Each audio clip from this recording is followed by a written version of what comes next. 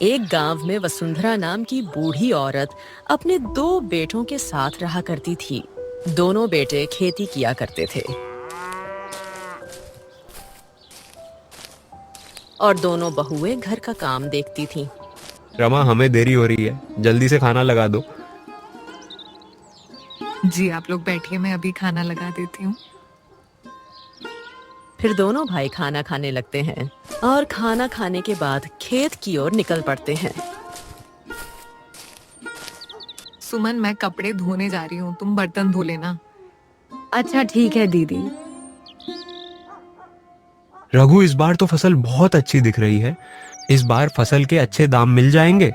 फसल बेच के जमींदार का कर्जा चुका देंगे। हाँ भैया, जमींदार का कर्जा बहुत है और दिन ब दिन उनका ब्याज भी बढ़ता जा रहा है। लेकिन इस बार फिक्र करने की कोई जरूरत नहीं है। इस बार की फसल बहुत अच्छी है। इस बार तो कर्ज चुक ही जाएगा और हमें अच्छे खासे पैसे भी बच जाएंगे।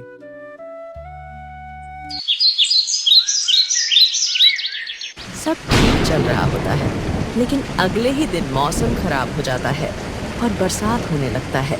और वह बरसात इतनी तेज होती है कि आंधी तूफान की वजह से सारी फसल खराब हो जाती है। हे भगवान, क्या सोचा था और क्या हो गया। इस साल हमें बहुत अच्छी फसल होने वाली थी, लेकिन इस बीच मौसम बरसात ने सब कुछ बर्बाद कर दिया। हाँ भैया, हम इस बार भी जमींदार का कर्ज चुका नहीं पाएंगे। पता नहीं वह क्या कहेगा। हमने तो उसे कहा था कि इस बार आपको पैसे मिल जाएंगे। अब हम उनको क्या जवाब देंगे। ऊपर से उसने कहा था कि इस बार पैसे नहीं लौटे तो ब्याज दुगना कर दूंगा। रघु, इसमें हमारी क्या गलती है। हमने तो बहुत मेहनत की थी और इतनी फसल भी होने वाली थी, लेकिन सब कुछ बर्बाद हो गया। मुझे तो कुछ समझ नहीं आ रहा कि क्या करें। दोनों निराश होकर घर चले जाते हैं।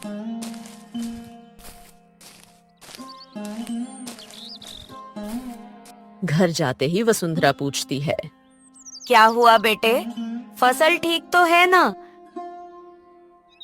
कुछ मत पूछो माँ, सारी फसल खराब हो चुकी है। कुछ नहीं बचा। जमींदार का ब्याज भी बहुत बढ़ चुका है। इस बार पैसे नहीं दिए तो वह ब्याज दुगना कर देगा। हम तो फसल के भरोसे थे कि इस बार उसका सारा पैसे लौटा देंगे। अब क्या करें माँ, कुछ समझ नहीं आ रहा। सब सोच में पड़ जाते हैं। एक काम करो रमा, तुम अपने गहने दे दो। मैं उसे गिरवी रखकर कुछ पैसे ले आता हूँ और जमींदार को दे देता हूँ। इसके अलावा कोई रास्ता नहीं है। ये आप क्या कह रहे हैं? मैं अपने गहने क्यों दूं? सुमन से क्यों नहीं कहते? रमा, ये तुम कैसी बातें कर रही हो। तुम घर की बड़ी बहू हो। मुसीबत के समय गहने काम नहीं आएंगे तो कब आएंगे। बड़ी हूं तो क्या हुआ? सुमन भी तो इस घर की बहू है ना। उसका भी तो फर्ज बनता है कि बुरे समय में वह भी काम आए। मैं क्यों अपने गहने दूं दीदी? आप बड़ी हो, आपको देना चाहिए। मैं अपने गहने नहीं दूंगी, बता दे रही हूँ। दोनों में बहस होने लगती है। फिर वसुंधरा बोलती है, अरे बस करो, तुम दोनों आपस में झगड़ा मत करो। तुम में से किसी को अपने गहने देने की जरूरत नहीं है। तुम दोनों चिंता मत करो। गोपाल बेटा, मेरे कुछ गहने पड़े हैं जो तुम्हारे पिताजी ने बनवाए थे। मैं अभी लेकर आती हूँ। माँ, लेकिन वह पिताजी की निशानी है। आप वह गहने मत दो, आपकी बहू दे देगी। नहीं बेटा, तुम देख नहीं रहे? दोनों बहू गहने के नाम पर आपस में लड़ पड़ी। मैं इस घर में शांति और एकता चाहती हूँ, इसलिए तुम बहू से गहने नहीं लोगे। मैं अभी आती हूँ।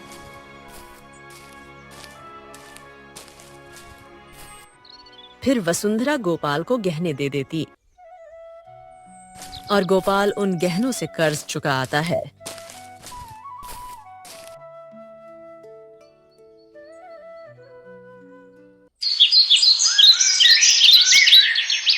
एक दिन रमा सुमन से कहती है, सुमन, मेरी तबीयत कुछ ठीक नहीं है। तुम खाना बना लोगी? मुझे थोड़ा आराम की जरूरत है। अच्छा ठीक है दीदी, आप जाइए, मैं सब काम देख लूंगी। रमा कमरे में जाकर सोचती है। अच्छा बहाना है काम से बचने का। अब यह करेगी काम और मैं करूंगी आराम। वाह, मजा आ गया। फिर सुमन घर के काम में लग जाती है। अगले दिन फिर रमा बहाना बनाती है। सुमन, मेरे कमर में बहुत दर्द हो रहा है, मैं ज्यादा देर खड़ी नहीं रह पाऊंगी। तुम काम संभाल लो, मैं कुछ देर आराम कर लेती हूँ। यह क्या है दीदी, आपका तो रोज का नाटक हो गया है। मैं भी इंसान हूँ, जानवर नहीं, कितना काम करूंगी। तुम क्या बोल रही हो सुमन? तुझे क्या लगता है मैं नाटक कर रही हूँ? मेरी सच में तबीयत खराब है। कोई तबीयत खराब नहीं है, काम चोरी के बहाने हैं। बस कल भी आपने ऐसा ही किया और अपने पूरे दिन घर के किसी काम को हाथ तक नहीं लगाया, और आज भी आप बहाना बना रही हो। मैं कुछ बोल नहीं रही, इसका फायदा उठा रही हो। मुंह संभाल कर बात कर सुमन, मैं तुझसे बड़ी हूँ। बड़ी हो तो क्या हुआ, कुछ भी कहोगी और कुछ भी करोगी। हर बार बड़े होने का फायदा उठाती हो और काम से बचती हो, और मुझसे सारे काम करवाती हो। बहुत दिन से देख रही हूँ, मैं भी तुम्हारी तरह इस घर की बहू हूँ, कोई नौकरानी नहीं हूँ। तेरी इतनी हिम्मत, तू मुझसे जबान लड़ा रही है? आने दे, रघु को बताती हूँ। शाम को दोनों भाई घर लौटते हैं। दोनों बहू अपने अपने पति को बातें बताती हैं। गोपाल रमा से कहता है, तुम चिंता मत करो, मैं अभी रघु से बात करता हूं। अब तू भी मुझसे बदतमीजी कर रहा है। लगता है तेरी पत्नी ने अच्छे कान भरे हैं तेरे। भैया मैं बदतमीजी नहीं कर रहा, आपको सच बता रहा हूँ। और सुमन ने मेरे कोई कान नहीं भरे हैं, उसने तो सिर्फ मुझे सच बताया है। कान तो भाभी आपके भर रही है, तभी तो आप सुमन की शिकायत करने मेरे पास आ गए। रघु, मुंह संभाल कर बात कर। तू भूल रहा है मैं तेरा बड़ा भाई हूं। तेरी पत्नी की तरह तुझे भी तमीज नहीं रही क्या? माँ देख रही हो, ये मुझसे कैसे बातें कर रहा है। बस करो, तुम दोनों शर्म करो। अपनी अपनी पत्नी की बातें सुनकर दोनों आपस में लड़ रहे हो। किसी एक की तरफदारी मत करो, गलती दोनों की है। तुम दोनों को अपनी अपनी पत्नी को समझाना चाहिए, और तुम समझाने का छोड़ दोनों आपस में ही लड़ रहे हो। मैं सुमन को अच्छी तरह से जानता हूँ माँ, सुमन से झूठ बोल ही नहीं सकती। गलती भाभी की ही है। अच्छा, तो मैं झूठ बोल रहा हूँ। तुम्हारे कहने का मतलब है तुम्हारी भाभी झूठी है। तुम तो पक्के जोरू के गुलाम बन चुके हो। जैसा तुम्हारी पत्नी कहती है तुम वैसा ही करते हो। अगर मैं जोरू का गुलाम हूँ भैया, तो आप क्या हो? आप भी तो वही कर रहे हो जो भाभी ने आपसे कहा है। रघु, तेरी हिम्मत कैसे हुई मुझसे ऐसे बातें करने की? छोटा है, छोटे की तरह रहे, मुझसे बड़ा बनने की कोशिश मत कर। बात इतनी बढ़ जाती है कि बंटवारे पर बात आ जाती है। यह तू क्या कर रहा है रघु? इस घर में बंटवारा कभी नहीं हो सकता मेरे जीते जी। मैं ऐसा नहीं होने दूंगी। बंटवारा करना ही सही होगा, फिर झगड़े की कोई वजह ही नहीं होगी। हम इस घर का और खेत का दोनों का बंटवारा कर देते हैं।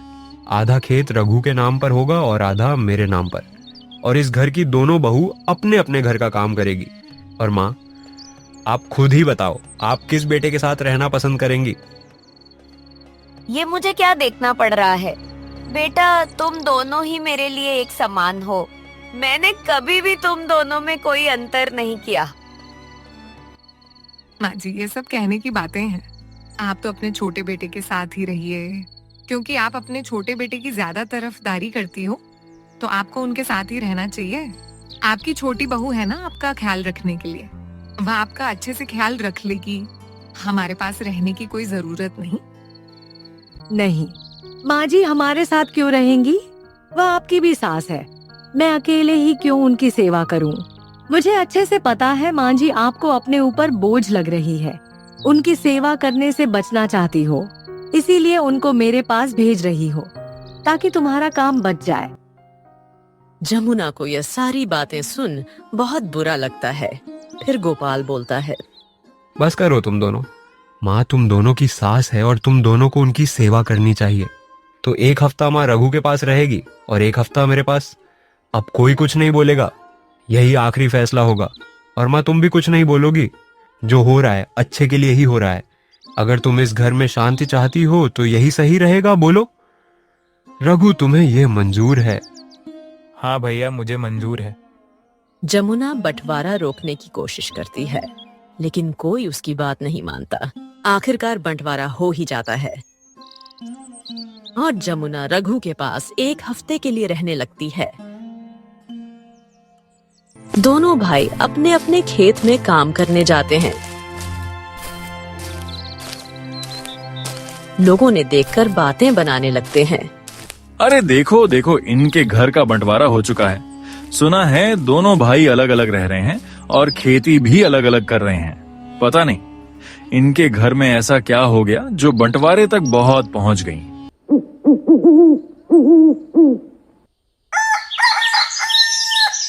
सुमन बेटा, मुझे खाना दे दो, बहुत भूख लग रही है।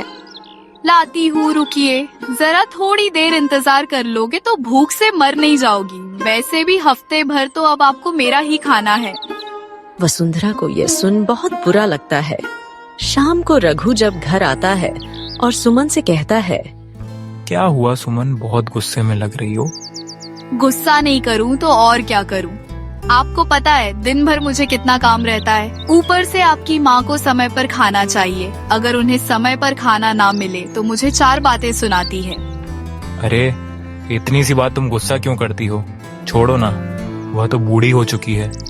कुछ दिनों की ही मेहमान है, फिर भैया के पास चली जाएगी। और उसके बाद क्या आपके भैया के पास कितने दिन तक रहेगी? सिर्फ 1 हफ्ता ही रहेंगी ना, फिर तो वापस यहाँ आ जाएगी। वो हमारा पीछा नहीं छोड़ने वाली। पता नहीं कब तक उन्हें झेलना पड़ेगा।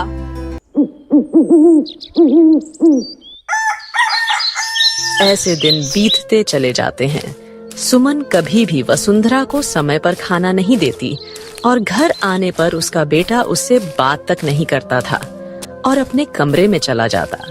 दोनों बहुएं और दोनों बेटे आपस में बिल्कुल भी बात नहीं करते थे। वसुंधरा को यह देख बहुत बुरा लगता था।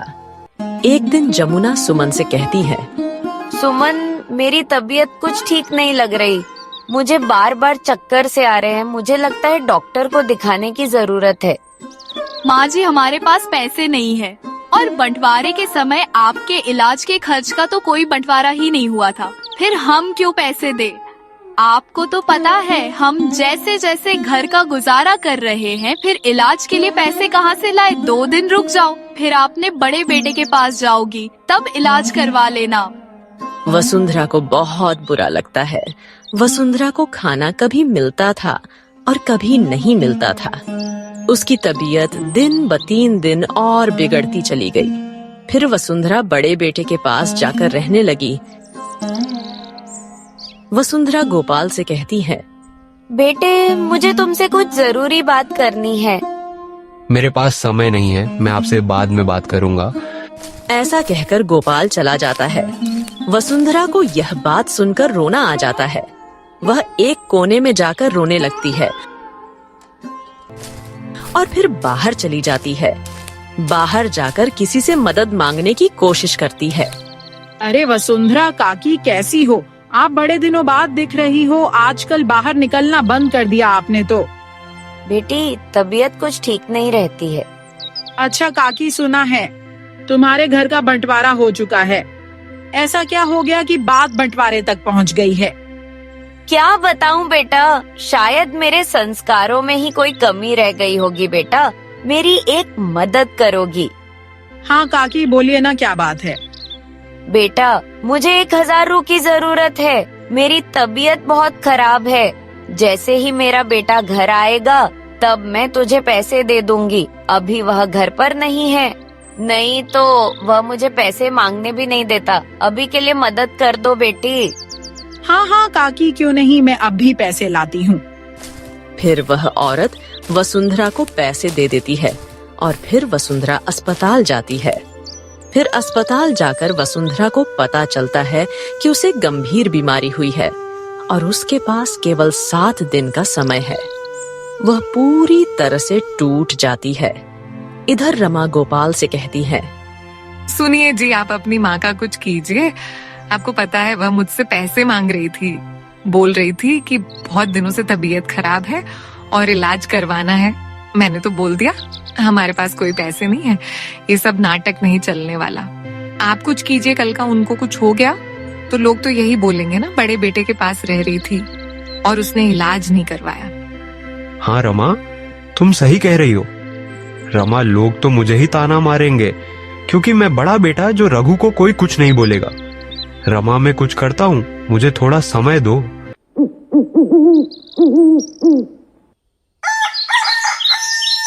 भैया मुझे आपसे माँ के बारे में कुछ बात करनी है। हाँ बोलो रघु, क्या बात है? भैया माँ की वजह से सुमन बहुत परेशान होती है और रोज मुझसे झगड़ा करती है। हाँ रघु, मेरे घर का भी वही हाल है। क्या किया जाए, कुछ समझ नहीं आ रहा। भैया मेरे पास एक तरकीब है जिससे आपके घर भी लड़ाई नहीं होगी और मेरे घर में भी हम सुकून से रह सकते हैं। हम माँ को वृद्धाश्रम छोड़ आते हैं, ना रहेगा बांस ना बजेगी बांसुरी। वैसे भी उनकी उम्र हो चली है, अपने अंतिम समय में अपने उम्र के लोगों के साथ रहेगी और अकेली माँ ही थोड़ी वृद्धाश्रम जा रही है। उनके उम्र के कई लोग वहां पर रह रहे हैं ना। तुम बिल्कुल सही कह रहे हो रघु। वैसे तो मैं तुमसे बात तक नहीं करना चाहता, लेकिन इस बात के लिए मैं तुम्हारे साथ हूं और सिर्फ इसी बात के लिए मैं तुमसे हाथ मिला रहा हूं। नहीं तो मुझे तुमसे कोई लेना देना नहीं है। हाँ, मुझे भी कोई लेना देना नहीं है, लेकिन इस बात के लिए हम दोनों की मंजूरी चाहिए, तब भी यह बात सफल हो पाएगी। अच्छा ठीक है, हम शाम को ही माँ से बात करते हैं। अभी शायद वह कहीं बाहर गई है, आने दो उन्हें। उनसे कह देंगे कि कल वृद्धाश्रम चली जाए, नहीं तो उनकी वजह से हम दोनों के घर बर्बाद हो जाएंगे। अगर हमें अपनी अपनी पत्नी को खुश रखना है तो उन्हें वृद्धाश्रम जाना ही पड़ेगा। वसुंधरा सारी बातें सुन लेती है।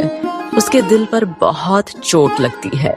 वह अकेले में जाकर बहुत रोती है। मैं तो सोच रही थी डॉक्टर ने जो कहा है वह बता दूंगी तो मेरे बेटे मेरे पास दौड़ कर आएंगे, मेरा अच्छे से अच्छा अस्पताल में इलाज करवाएंगे, कुछ भी करके मुझे बचा लेंगे। लेकिन अब पता चला मेरे बेटे मेरे बारे में मसीह क्या सोचते हैं और क्या चाहते हैं। अच्छा हुआ 7 दिन बाद मेरे नसीब में मौत लिखी है। अब मैं जीना भी नहीं चाहती। मेरे जीने की चाह अब खत्म हो चुकी है। वैसे भी मेरी वजह से इनको काफी तकलीफ उठानी पड़ रही है। मेरा मरना ही ठीक होगा। मैं किसी से कुछ नहीं कहूंगी। और फिर वसुंधरा दोनों बेटों को बुलाती है और उनसे कहती है, बेटे, मैं तुम दोनों से कुछ बात करना चाहती हूँ। लो माँ, क्या बात है? और हमें भी आपसे कुछ बात करनी है। पहले बेटा मेरी बात तो सुन लो। शायद उसके बाद तुम्हें बात करने की कोई जरूरत ही ना पड़े। मैं वृद्धाश्रम जाना चाहती हूँ। मेरी वहाँ पर काफी सहेलियाँ हैं, इसलिए अब मैं यहाँ नहीं रहना चाहती। अभी यहाँ मेरा मन नहीं लगता। मैं वहीं जाकर रहना चाहती हूँ। दोनों भाई यह सुनकर बहुत खुश हो जाते हैं और वसुंधरा से बोलते हैं, वह तो ठीक है माँ, लेकिन हम आपके बिना कैसे रह पाएंगे? हमें तो आपकी आदत सी हो गई है। हमें आपकी बहुत याद आएगी, लेकिन अब आपकी ही इच्छा नहीं है। हमारे साथ रहने की तो हम भी क्या कर सकते हैं? आपको अच्छा लगे आप वही कीजिए। हाँ माँ, भैया बिल्कुल सही कह रहे हैं। हमें आपकी बहुत याद आएगी, लेकिन कोई बात नहीं माँ। आपकी इच्छा है वृद्धाश्रम जाकर रहने की, तो मैं कल है आपको वृद्धाश्रम छोड़कर आ जाऊंगा। वसुंधरा मन ही मन सोचती है, वाह क्या बेटे हैं। मेरे कुछ देर पहले ही मुझे वृद्धाश्रम भेजने की तैयारी कर रहे थे और अब मेरे सामने दिखावा कर रहे हैं। बेटा, मैं वृद्धाश्रम तो जाऊंगी, लेकिन मेरी एक आखिरी इच्छा है। उसके पूरे हो जाने के बाद मैं चली जाऊंगी।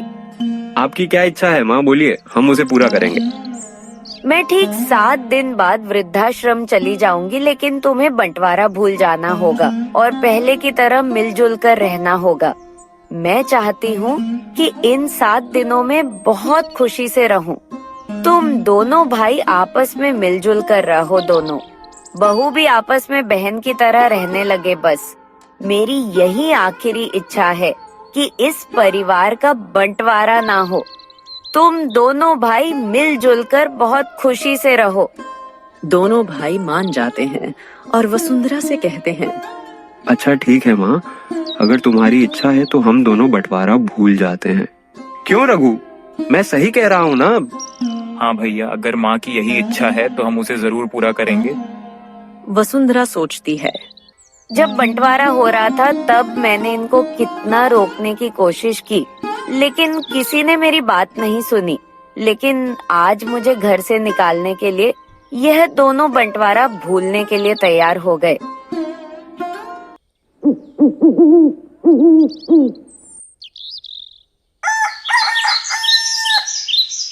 दोनों भाई अपनी अपनी पत्नी से यह बातें कहते हैं।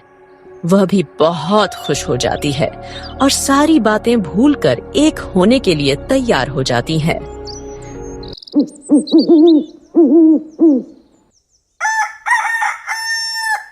सात दिन तक दोनों बेटे वसुंधरा से बहुत अच्छी तरह से व्यवहार करते हैं। वसुंधरा के पास बैठते हैं, उसे समय देते हैं। जमुना को समय पर खाना मिलता है, उसका बहुत ख्याल रखा जाता है। वसुंधरा को बहुत खुश रखते हैं। दोनों बहू भी दिखावे के लिए आपस में बहन की तरह रहने लगती हैं।